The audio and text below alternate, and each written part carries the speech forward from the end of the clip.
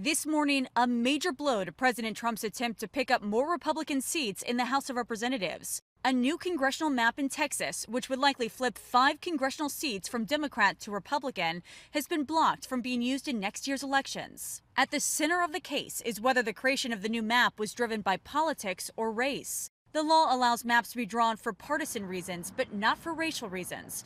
And yesterday, a panel of 3 federal judges has sided with civil rights groups who challenged the map. Judge Jeffrey Brown, a Trump appointee, writing, quote, "Substantial evidence shows that Texas racially gerrymandered the 2025 map. That evidence includes a letter from the Department of Justice in Washington directing Texas to redraw its maps to eradicate 4 majority non-white districts." Judge Brown writing, quote, "The governor explicitly directed the legislature to draw a new U.S. House map to resolve DOJ's concerns.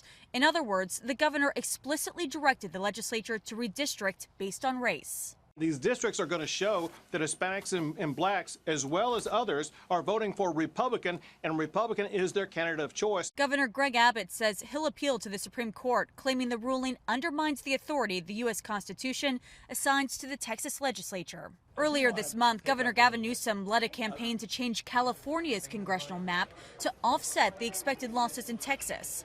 Newsom responding to the Texas ruling, saying Trump and Greg Abbott played with fire, got burned, and democracy won. More recently, President Trump has tried unsuccessfully to get Indiana to redraw its map. As for what happens next, the Supreme Court could take up the Texas case as part of its emergency docket. Nicole D'Antonio, ABC News, Washington.